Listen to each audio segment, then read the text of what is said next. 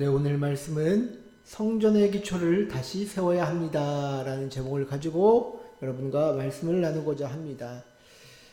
네, 오늘 본문은 고레스 칙령에 따라 이제 예루살렘의 귀환한 백성들로부터 그 이야기가 시작되죠.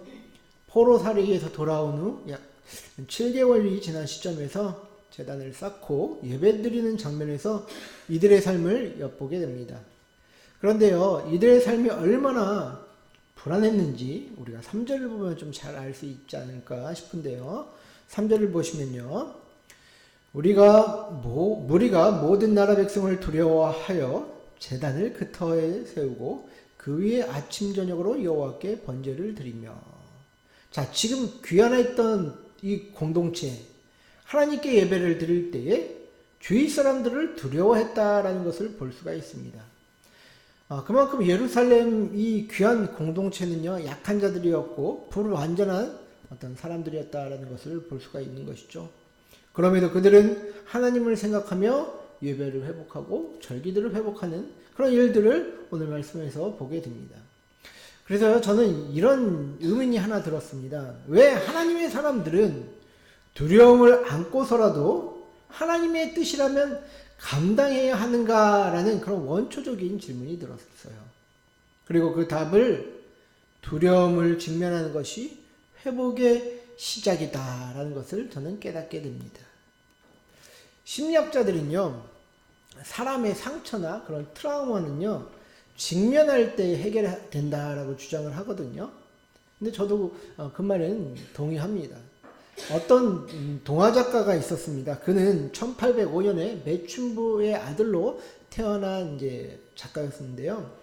그 동화 작가의 엄마는 포주인 외할머니 손에서 이렇게 자랐어요.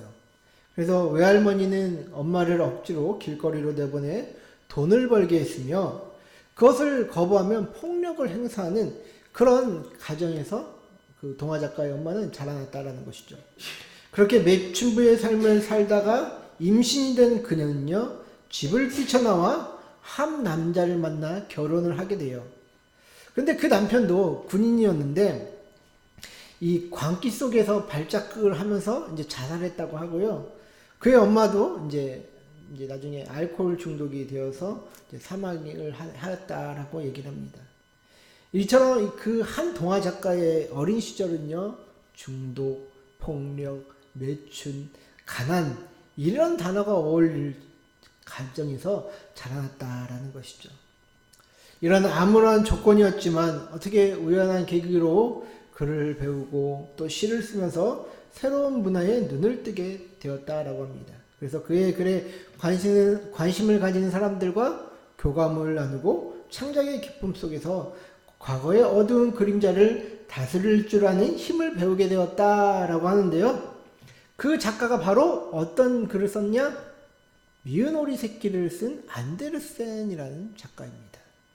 여러분들도 잘 아시죠? 이 미운 오리 새끼는 자기가 백조인 줄도 모르고 오리 새끼들 틈에 끼어서 따돌림 당하고 무시당할 그런 이야기잖아요.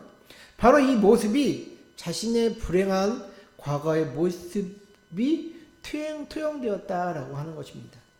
그러나 그는 그 불행을 회피하지 않았고 도망치지 않았습니다.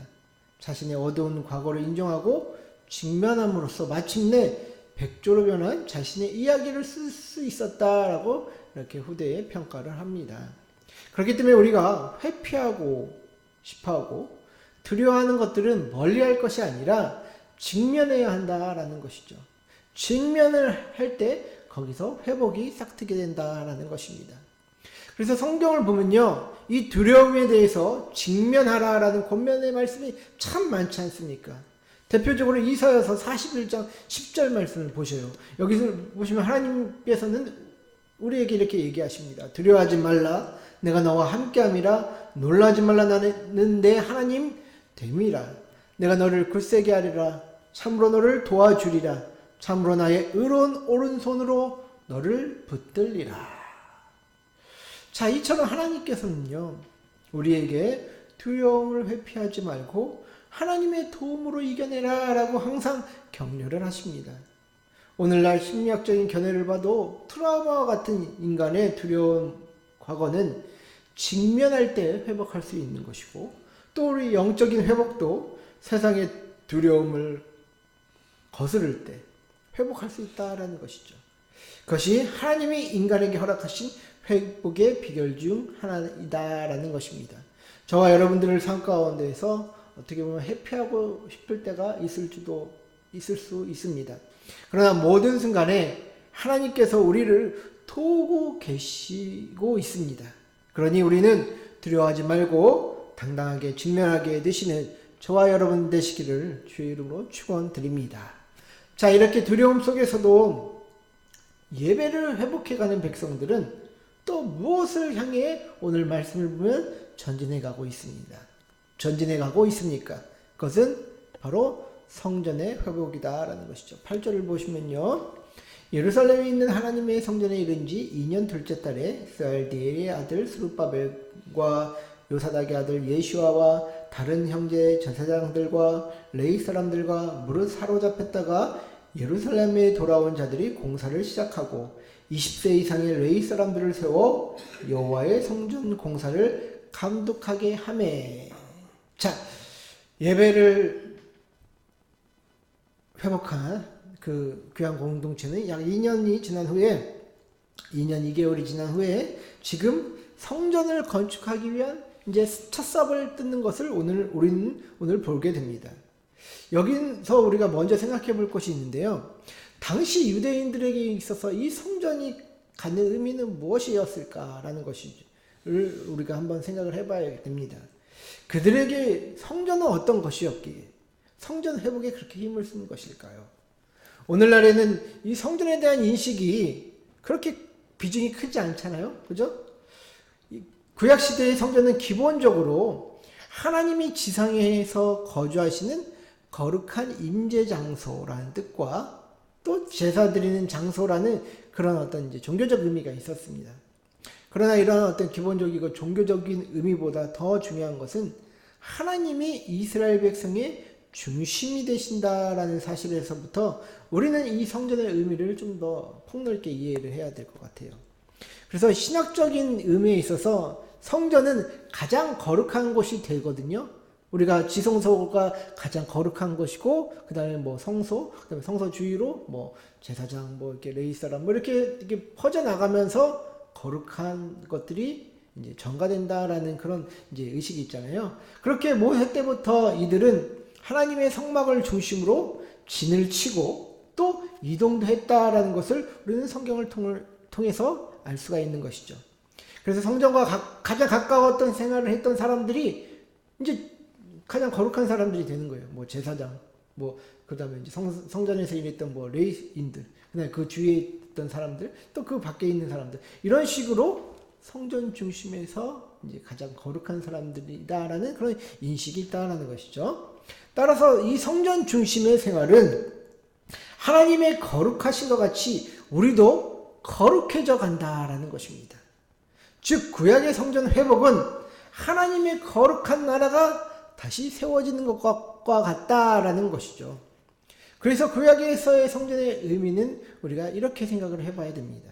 하나님이 집이 필요해서 사람들에게 성전을 지으라라고 명령했다라는 것이 아니죠.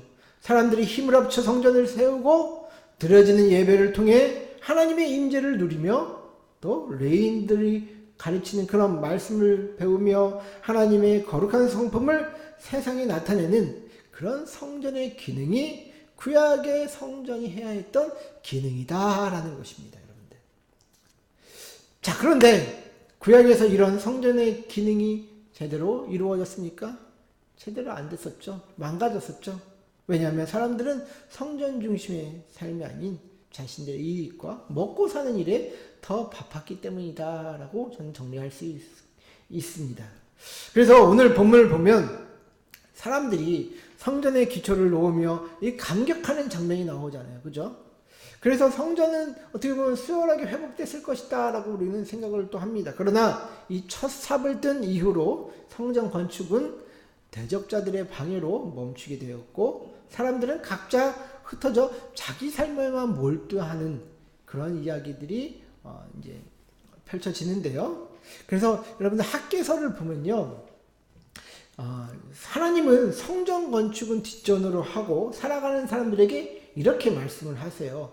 학개서 1장 7절에서 11절을 보시면 잘 보이시죠? 보이시나 모르겠는데 제가 한번 읽어보도록 하겠습니다. 학개서 1장 7절에서 11절. 만군의 여호와가 말하노니 너희는 자기의 행위를 살필지니라. 너희는 산에 올라가서 나무를 가져다가 성전을 건축하라. 그리하면 내가 그것으로 말미암아 기뻐하고 또 영광을 얻으리라. 여호와가 말하였느니라. 너희가 많은 것을 바랐으나 도리어 적었고 너희가 그것을 집으로 가져갔으나 내가 불어버렸느니라. 나 만군의 여호와가 말하노라. 이것이 무슨 까닭이냐? 내 집은 황폐하였을 때 너희는 각각 자기의 집을 짓기 위하여 빨랐음이라. 그러므로 너희로 말미암아 하늘은 이슬을 그쳤고 땅은 산물을 그쳤으며 내가 이 땅과 산과 곡물과 새 포도주와 기름과 땅의 모든 소산과 사람과 가축과 손으로 수고하는 모든 일에 한재를 들게 하였느니라. 여러분들 이 말씀 보면 어때요? 거의 협박과 같지 않습니까? 정말 이 협박과 같은 이 말씀을 보면 하나님이 비인격적인 분인 것처럼 보입니다. 지상에 하나님의 집인 성전을 건축 안 했다고 먹고 사는 문제를 어렵게 하시는 분이 하나님이신 것처럼 보인다라는 것이죠. 그래서 사람들이 예언서를 좋아하지 않는 이유가 하나님은 맨날 무섭게 심판만 한다 뭐라고 하는 이야기들이 가득하기 때문에 예언서를 싫어한다라는 것이죠. 그런데 예언서의 역할이 정말 그런 겁니까? 협박하기 위해서 하나님께서 우리에게 주신 것입니까? 아니지 않습니까?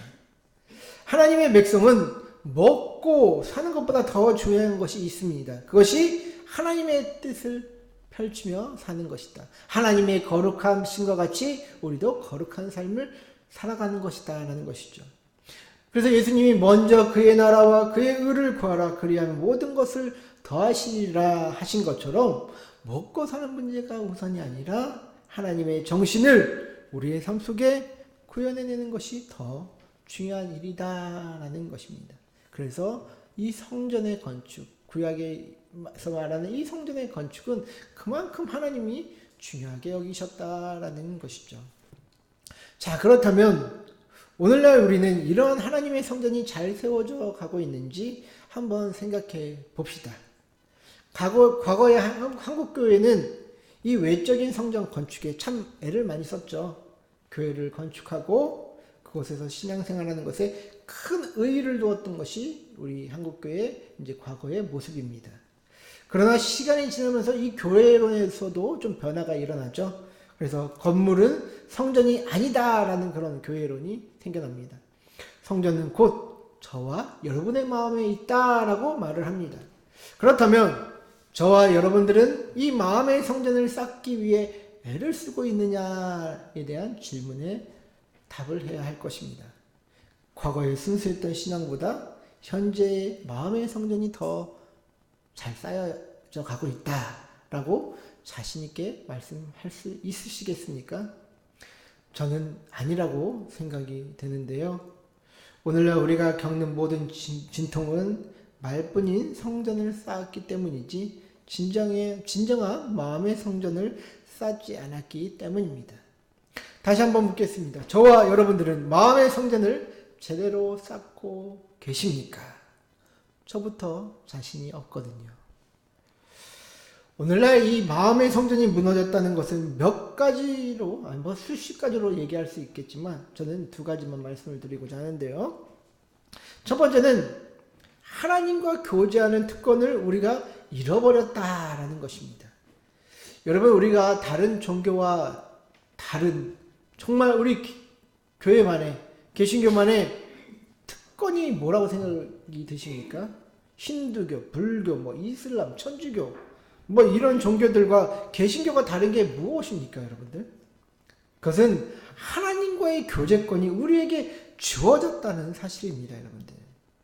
다른 종교는 자신들만의 어떤 교리 철학을 기본으로 하는 어떤 지적 깨달음에 중점을 두고 있죠. 그러나 우리 개신교 신앙은요, 은혜를 통해 하나님의 자녀가 되는 대속의 구원론의 핵심을 두고 있습니다. 대속의 구원론이 우리에게 있기에 가난해도 또 뭐 지식이 모자라도 때로는 권력을 가진 권력자라 하더라도 모두 하나님의 은혜를 통해서만 하나님께 나아갈 수 있다라고 얘기하는 것이 우리 개신교만의 독특하고 어떤 특별한 이야기다라는 것이죠. 이처럼 하나님과의 만남은 은혜로 우리에게 주어지는 것이기 때문에 하나님께 누구나 나아갈 수 있다라는 것입니다. 그것이 기도할 수 있는 특권으로 될 수 있고 교제할 수 있는 특권이다라는 것이죠. 그런데 어느 순간부터 개신교 내에서 은혜를 통한 하나님의 교제보다는요, 신앙을 공부를 통해서 경험할 수 있는 것처럼 되어버렸다라는 것이죠. 물론 저도 교회에서 공부하는 거 정말 강조합니다. 공부해야 됩니다. 그러나 하나님과 바른 교제를 위한 공부를 강조하는 것이지 하나님과의 교제보다 뭐 어떤 성경 공부나 어떤 지식이 더 앞선 것이다라고는 말씀드릴 수 없습니다. 믿음의 선조들이요, 어떤 죽음의 위협에도 불구하고 뭐 카타콤과 같은 그런 척박한 곳에서 믿음을 지킬 수 있었던 것은 뭐 성경 공부와 같은 지적인 깨달음이 있었기 때문이 아닙니다.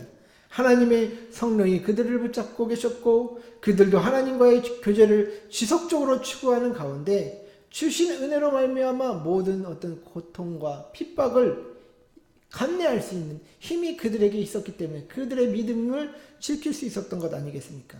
따라서 우리는 바른 교제가 무엇인지 깨닫기 위해 지적인 공부가 필요한 것이지 지적인 공부를 통해서 하나님께 나아갈 수 있다라는 전제는 잘못되었다라는 것이죠. 그래서 우리에게 주신 이 하나님과의 교제할 수 있는 특권 정말 중요한 것입니다. 그래서 하나님의 은혜를 얻기 바라는 자들은 하나님의 은혜를 구해야 한다라는 것이죠. 특히 예수 안에 있는 자들이라면 더욱더 하나님의 은혜를 구해야 합니다. 성령께서 우리의 마음을 만져주시고 하나님께로 더 가까이 인도해 주실 것입니다. 우리의 마음의 성전은 예수님의 헌신으로 세워 놓으신 그 은혜의 원칙을 통해서 하나님과 교제할 때 이 마음의 성전이 세워질 수 있는 것입니다. 우리가 열심히 공부도 하면서 정말로 나에게 부족한 것이 무엇인지, 내가 성경의 말씀과 하나님의 뜻과 무엇이 지금 어긋나고 있는지 그것들을 발견해 나가면서 하나님의 은혜를 구할 때 정말 올바른 마음의 성전이 쌓아져 갈 수 있다라는 것이죠. 하나님과 교제하는 가운데 그 마음의 성전을 세우는 일에 여러분들 최선을 다하시는 저와 여러분들 됐으면 좋겠습니다. 자, 두 번째로 마음의 성전이 무너졌다는 것을 알 수 있는 것은 믿는 자들의 마음 속에 음란함이 가득하다라는 것입니다. 자, 출애굽기 34장 14절부터 16절을 보시면 너는 다른 신에게 절하지 말라. 여호와는 질투라. 이름하는 질투의 하나님 이니라. 너는 삼가 그 땅의 주민과 언약을 세우지 말지니 이는 그들이 모든 신을 음란하게 섬기며 그들의 신들에게 제물을 드리고 너를 청하면 내가 그 제물을 먹을까 하며 또 내가 그들의 딸들을 내 아들들의 아내로 삼음으로 그들의 딸들이 그들의 신들을 음란하게 섬기며 내 아들에게 그들의 신들을 음란하게 섬기게 할까 함이니라. 자, 여기 보면 계속적으로 음란하게 섬기며라고 이제 단어가 나오죠. 히브리어로 이 음란함을 자나라고 하는데요. 이 자나의 뜻은 실제적으로 매춘을 하다, 몸을 팔다라는 뜻과 더불어 불성실하다라는 그런 뜻을 가지고 있습니다. 구약 시대의 어떤 그런 시대적인 배경에서 하나님이 아닌 다른 신을 섬기는 것은요, 이방의 제사장들과 이제 성적 행위를 하는 것이 포함되어 있습니다. 그렇게 음란이라고 하면요, 성적인 행위를 지칭하는 것과 이제 일맥상통하다라고 말씀드릴 수 있을 것 같아요. 그런데 우리가 음란의 좀 더 확장된 의미였던 불성실하다라는 의미를 가지고 하나님과 우리의 관계를 생각할 때 우리 모두는 음란한 자들이다라고 말할 수 있거든요. 왜냐하면 하나님께서는 각 사람에게 맞는 역할과 임무를 주셨음에도 불구하고 우리 모두는 그 행실에 충실하지 않았기 때문입니다. 그래서 에스겔서 22장 23절과 31절을 보시면요. 하나님께서 유다 왕국을 심판하시는 그런 이유가 나와요. 그것은 유다 모든 계층의 죄악이 가득했기 때문이다라는 것을 알 수 있는데요. 잘 보이시는지 모르겠지만 우리 한번 보도록 하겠습니다. 자, 에스겔서 22장 23절부터 31절 말씀을 보시면요. 여호와의 말씀이 내게 임하여 이르시되 인자야 너는 그에게 이르기를 너는 정결함을 얻지 못한 땅이요 진노의 날에 비를 얻지 못한 땅이로다 하라. 지금 유다의 상황을 설명하고 있죠. 자, 25절을 보시면 그 가운데에서 누구의 반역함입니까? 선지자의 반역함이 우는 사자가 음식물을 움킨 같았도다. 그들이 사람의 영혼을 삼켰으며 재산과 보물을 탈취하며 과부를 그 가운데에 많게 하였으며. 지금 선지자들의 반역함, 하나님에 대한 반역이죠. 이 반역이 사람들의 영혼을 삼켰다라고 합니다. 뭐 재산과 보물을 탈취했던 그런 모습이 보여진다라는 것이죠. 자, 그 다음에 26절 보면 그 제사장들은 내 율법을 범하였으며 나의 성물을 더럽혔으며 거룩함과 속된 것을 구별하지 아니하였으며 부정함과 정한 것을 사람에게 구별하게 하지 아니하였으며 그의 눈을 가리어 나의 안식일을 보지 아니하였으며 내가 그들 가운데에서 더럽힘을 받았느니라. 하나님의 율법을 가지고 법을 가지고 하나님을 섬겨야 했던 이 제사장들이 지금 율법을 싸그리 지금 무시하는 그런 내용들의 이야기가 지금 나와 있죠. 자, 그 다음에 27절 보시면 그 가운데 그 고관들은 이제 뭐 정치 지도자들이라고 볼 수 있죠. 이런 사람들은 음식물을 삼키는 일이 같아서 불의한 이익을 얻으려고 피를 흘려 영혼을 멸하거늘. 정말 권력을 정말 잔인하게 쓴 어떤 그런 정치 지도자들의 모습을 보게 됩니다. 자, 거기에도요, 더해 또 28절 보면 또 선지자들이 나오네요. 그 선지자들이 그들을 위하여 회를 칠하고 스스로 허탄한 이상을 보며 거짓 복수를 행하며 여호와가 말하지 아니하였어도 주 여호와께서 이같이 말씀하셨느니라 하였으며. 지금 선지자들이 고관들과 지금 결탁을 해서 지금 하나님의 어떤 그런 뜻을 행하지 않은 그런 모습들을 보게 됩니다. 자, 29절 보면 거기에도 이 땅 백성은 포악하고 강탈을 일삼고 가난하고 궁핍한 자를 압제하고 나그네를 부당하게 학대하였으며. 자, 이 땅 백성에게서도 희망을 찾지 못하겠네요. 자, 그래서 30절과 32절을 보시면 이 땅을 위하여 성을 쌓으며 성 무너진 데를 막아서서 나로 하여금 멸하지 못하게 할 사람을 내가 그 가운데에서 찾다가 찾지 못하였으므로 내가 내 분노를 그들 위에 쏟으며 내 진노를 위에 불로 멸하여 그들 행위대로 그들 머리에 보응하였느니라. 주 여호와의 말씀이니라. 자, 이 말씀을 보세요. 지금 에스겔의 말씀을 보면 모든 계층의 사람들이 부패하고 타락했다라는 것을 알 수가 있습니다. 그래서 하나님은 이로 인해 진노를 쌓고 계셨고 의인 때문에 심판을 보려 할 사람을 찾아도 지금 찾지 못하였기 때문에 유다를 멸망시켰다고 지금 에스겔은 이야기하고 있는 것이죠. 여러분, 이러한 상황이 하나님이 유다를 멸할 때 그 상황입니다. 이런 면에 대입하여 오늘날 우리가 사는 세상이 얼마나 이제 나락으로 가고 있는지 이렇게 비교할 수 있지 않겠습니까? 모든 계층의 사람들이 하나님의 뜻과 반대되는 삶을 살아갑니다.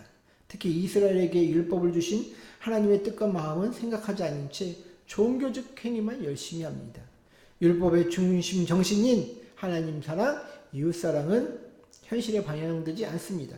그런 자들이 하나님의 뜻을 행한다고 할 수 있겠습니까? 하나님의 거룩함을 세상에 전가시킨다고 할 수 있겠습니까? 자, 하나님 나라 백성에게 주신 교제의 특권을 누리지 못하고 마음이 음란하여 하나님과의 관계를 불성실히 행하는 그런 하나님의 나라의 미래가 있겠습니까? 없다라는 것이죠. 그래서 오늘날 우리의 마음의 성전을 우리는 세우는 일을, 회복하는 일을 해야 한다라고 말씀을 드리는 것입니다, 여러분들. 여러분들 한 주 동안 이제 명절로 인해서 이제 여기저기 많이 다녀오셨을 줄로 아는데요. 저는 이번 설 연휴에 이제 양평에 있는 이제 집에 갔어요. 서울에 이제 갔다 왔다가 이제 아내하고 어머니는 이제 집에 여기 청주에다 모셔다 드리고, 양평 쪽에 눈이 많이 와서 이제 눈이 얼마나 많이 왔는지 식설이 많이 와서 이제 나뭇가지가 이제 다 부러질 정도로 이제 막 이제 지금 그렇게 온 상태라서 우리 어차피 아내하고 어머니 있으면 일하는데 도움이 안 되기 때문에 저 혼자 가서 이제 일을 했습니다. 그런데 보니까 이제 또 보일러가 또 안 되더라고요. 그래서 에러코드 911 이제 이렇게 뜨길래 그 찾아보니까 뭐 스트레이러라는 그런 이제 그 보일러 관 중에 이제 그 필터 역할을 하는 그런 이제 어떤 부속이 있는데, 거기에 이제 뭐 이렇게 찌꺼기가 많이 끼고 그러면 이제 뭐 이제 효율이 안 나오고 보일러가 이상이 생길 수 있다라고 하더라고요. 그래서 한번 뜯어보니까 빨간 이제 녹이 이제 이렇게 들러붙어 가지고 이제 뭐 한참 나오고, 그다음에 이제 이제 그 필터 걸러주는 그 이제 스텝망도 다 찢어져 가지고 이제 갈아야 할 그런 상황이더라고요. 그래서 이제 그걸 이제 가니까 이제 보일러도 이제 어느 정도 잘 도는 것 같고, 이제 그렇게 좀 수리를 하고 왔는데, 제가 왜 이 이야기를 드리냐면요. 우리 삶에도 뭔가 막혔을 때에 하나님의 깊고 심오한 뜻을 행할 수 없다라는 것이죠. 보일러의 난방이 제대로 돌아가기 위해서는 그 필터를 걸러주고 또 이러한 어떤 부속들의 어떤 그런 역할들이 잘 이루어져야지 이것이 난방이 잘 되고 하는 것처럼, 우리 삶에서도 각자의 어떤 삶의 영역에서 하나님이 주신 그 권한과 또 역할들이 있는데, 그 하나님의 나라의 이름으로 세워진 이 나라가 그것을 감당하지 못할 때에 그 어딘가에 막혀 있는 것처럼 제대로 된 어떤 작동을 하지 않는다라는 것이죠. 여러분, 첫사랑을 회복하라고 말씀하신 예수님처럼 우리 삶에도 이러한 새로운 회복이 있기를 소원합니다. 저는 이 진통, 우리나라가 겪는 이 진통이 또 새로움을 향한 어떤 진통이라고 저는 생각을 들고, 또 특별히 우리 교회 성도들은 회개 운동과 동시에 마음의 성전을 회복하시는 일에 우리 교회 성도들은 전심전력으로 기도하며 하나님 앞에 우리의 상황을 은혜를 구하는 그런 어떤 시기가 됐으면 좋겠습니다. 하나님의 이름이 하나님답게 높여지기를 소망하며 그 중심에 저와 여러분들이 함께하기를 소원합니다. 그런 은혜와 축복을 누리게 되시는 저와 여러분들 되시기를 주의 이름으로 간절히 축원하고 축복드립니다.